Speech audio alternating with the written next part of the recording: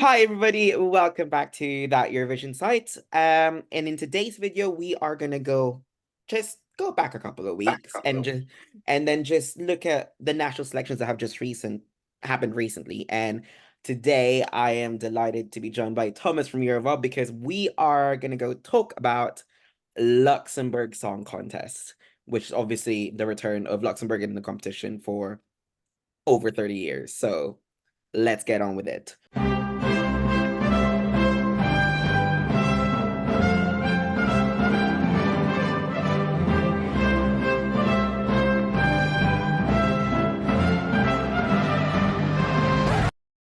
So, Thomas, I'm just gonna ask you, how are you doing, first of all? I'm doing good. I've got to be honest, I'm still riding pretty high from our excellent national final a few weeks ago. Yeah, no, it's like you come back like for over 30 years and that's what you get. It was really high quality. So that's the first thing I'm gonna ask you is since you're the reason I invited you because obviously you're Mr. Luxembourg Eurovision on on Twitter.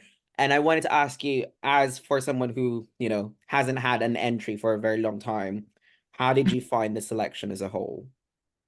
I just was absolutely blown away by the quality of it. The show was spectacular. The production value, the level of the songs was very good, and the performances and staging was slick, you know? And that's before we even get onto all of the special guests and all the surprises they kept bringing out. I have to say, they meant business with that one. We really came back with a bang. I mean, for me, when I saw it, I was like, okay, a funny story. I wasn't meant to be going. And then I told you about this when we were in the press center, and I was just like, okay, no, not going. Fine. And then one evening I decided to go on Ryanair and just say, you know what? There was a 30 quid return flight from Stansted, and I was just like, oh, for crying out loud. So I ended up going to Luxembourg and have a fun weekend with my friend Jade, and that's how that happened. But yeah, what I liked about it is that, as you already know, I'm a big Mello fan. Like, Mm. what this reminds me of is it's a mixture of Mello and Eurovision 2016 in terms of like the stage. Like, for over 30 years, you think, okay, you know what? We want to do something really big and something really grand. And us press had the chance to like watch the rehearsal on the day itself.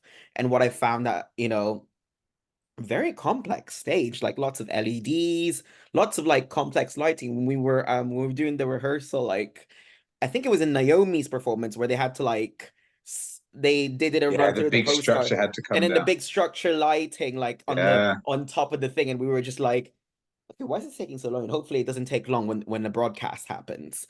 But yeah, other than that, it was really, really, really impressive on my end on the production quality. Mm. But looking at it, of course, we have our first Luxembourgish representative. Tali will be representing the country in over first time in over 30 years Mm. with the song Fighter. Of course, my question to you is, was it the right choice to come back after 30 years? Was that the right song, you think, for Luxembourg after a very, very long break? I have to say, when going into the selection, it wasn't my number one. It was I think, around about third. But once you watched all of the performances and you saw it all, as soon as she finished her rehearsal, I turned to the friends I was with in the dress rehearsal, and I was like, "She's won." It was so slick. She was so confident. The song was in my head for hours afterwards as well. It was really effectively done. And so, looking at the show as a whole, I know Crick was also a big favorite. She was my personal favorite as well. And I Mm-hmm. think she could have done well. But I think that Tally and Fighter, it's a really slick package. And I Mm-hmm. think for your first year back, after so long, we've seen so many countries come back and sort of send a sort of not quite put together, unsure, Mm-hmm. gentle footsteps in. And Luxembourg have gone, do you know what? We haven't got time for that. We've got 30 years to make up for. Yeah. And I think they've sent something which comes across very professional. Mm-hmm. And I'm really proud of that. Yeah, no, for me, like, and going into this, because obviously, I've been talking to the artist and I've been listening to the tracks, and If you're not following me already, spoiler, Child was my favorite. And obviously Child didn't make it past the first round, and I am very gutted about that, but life moves on. And but I do see why they selected those songs. It was something that you don't, okay, let's just say that you think that when you listen to, a studio version, it's like, no. And then once you get to the arena and you see the whole package, it's kind of like they kind of imagined it, or I don't know, like the people that selected kind of like had a thought process already how it would look like on stage. They So had I think that's why it really popped off. If you might think that the song might not be good on studio, but then if you see the performance, it changed your mind. Definitely changed my mind for me. As to whether the right winner is, uh, my thought process, like it was between Crick and Tali, obviously, yeah, and either choice would have been sufficient. And you know what? Go back with a bang. Why not? And my quick question is now, how do you improve on that performance in Luxembourg onto Malmo? Because there's so many questions running, and everyone's like, will they keep the staging? Will they do something different? And another thing that shocked me was that Dardust is on this track. So hmm that I was like, ooh, okay. Like, and of course I hmm had it in the back of my mind in the beginning, it's like, okay. And then when I heard it, when I saw it live, I was by the side standing, and I was just like, every towards the end when the pyro came on, I was just like, whew, feeling the okay. heat. Yeah, like am I gonna be like this in May? Because I got the package, so I'll be standing on the floor like, okay, okay, remember to bring something to like fan yourself Fan. over Yeah. with. Okay, so actually that brings me on to my next question. As the Luxembourg resident Twitter stan, what are your expectations for Tali when she gets to Malmö for Eurovision? Like, what I mean, obviously, Luxembourg has to fight their way in to the final. hmm hmm So, what are your thoughts on that, and how do you think Fighter and Tali will do? We have to qualify.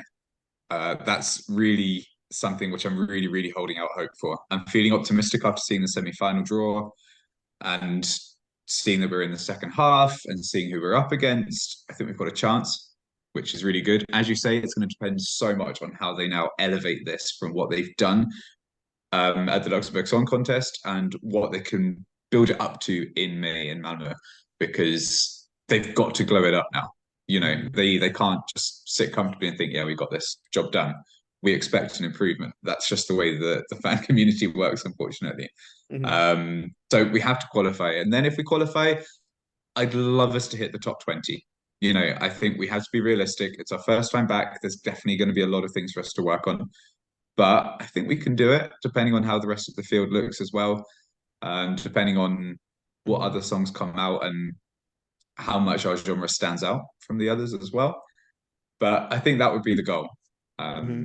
Is if we can get through a televote only semi-final, that's great. Then we know that Europe's happy to have us back. Yeah. And then when it comes to the final itself, I mean, a top 20 would be a perfect way Mm-hmm. to cement everything that the Luxembourg Song Contest did. All of that work Mm-hmm. is then validated, and then we can build Mm-hmm. upon that for the years to come. Yeah. For me, I would say it's a really good performance. It's just I'm trying to think, how can you go at it in a different way? Because like we said this with, like, let's say Chanel, and she handled it really well, and then when we got to Turin, it's like a whole new performance. It's just trying to Mm, be creative with it in a different way, and still keeping to the main basis of the song. But I am very curious to what they'll do. I think they'll obviously qualify. I think the power of return has been, something that countries have been lacking. And I think that, Luxembourg returning will be a very big thing. And I think the mm, commentators would be at I it think. when well, yeah, Mm, it'll be hyping them up, especially when they introduce posters. Oh, they haven't been here in so long. And I think elevate that, and hopefully they make it to the final. And if they do get to the final, yeah, I understand that, we don't know everything just yet when we're recording this. Like we don't have all 37 Still lots to songs. find out. Yeah. So we have more to find out. And um I think they can do definitely, I think I'm being optimistic, I think high right hand side, and maybe just Mm, like, maybe halfway through the scoreboard. That's all I'd mhm. say for it. But that leads me to my last question, actually. Obviously, we've had the first ever song contest back, and from what I've read from you guys, the government has actually spent quite a bit of money Yep. on this. And they are expecting a gain from what I've Mm, read. Um, for if they do decide to, if RTL does decide to, move forward with, retain the format mm, of Luxembourg Song Contest, from your perspective, what would you want? Is there anything you'd want to change on the show? Because it looked really great on screen, but I think it's like it's your first one, and you're looking at it and it's scrutinizing it, as like, what would you change from the show? What do you mm. think? I have to say it's a difficult question because there was so much which was so good. I was so happy to see. I think the biggest victory for me from the whole thing was the way that they incorporated the Luxembourgish language so much in the hosting and the presenting. The flitting between English and Luxembourgish was fantastic because going into the contest, my biggest disappointment was that there was no Luxembourgish in any of the songs. And seeing as how RTO have been pushing very hard on Luxembourgish language and the government as a whole been pushing hard on that over the last decade, I kind of expected that to be there. Hmm. So I was really happy to see that in the hosting. I'd love to see it in the songs. I know that comes down to the quality of the songs that they receive, but Hmm. a song in Luxembourgish would be fantastic. Yeah. So maybe that's something else, something we could work on. And then probably, as I think most people say, just tidying up the voting situation. I'm not sure if the gold final was strictly necessary, Hmm. um, or the super final, whatever that. I can't remember what they called it now. Yeah. I'm not sure if that was absolutely necessary, and the voting reveal, etc., was a little bit messy. I know it's always like that in national finals anyway, so that's really just Yeah. nitpicking. Like that is Hmm. par for the course. But I think that just goes to show what a great show it was when Hmm. they're the only things we really have to It's worry it about. it's not as like a major structure. It's more like little things that you want to nitpick, because you're like, I think Yeah. I think as Euro fans we've come a bit accustomed to like the way things have been done. I think, maybe try it this way and see if it works. And obviously, the way it was, we were just like, okay, so where's that going to? But no, no, but like when the super, I think for me is that, I agree with you in the language thing. Like that's one thing that I think that they should try and incorporate, I think, on the songs, because like obviously, like, we're at a point where the competition aspect is more focused on. So that's why countries are sending songs in English a bit more. And, there is a way for you to show off your heritage and still be a bit competitive, which, been shown numerous times for the past, especially in the past few years. And, one of them was, of course, cardio was second. So hopefully, who knows, you might have the Luxembourg, I'm mumbling here, Luxembourgish language in 2025.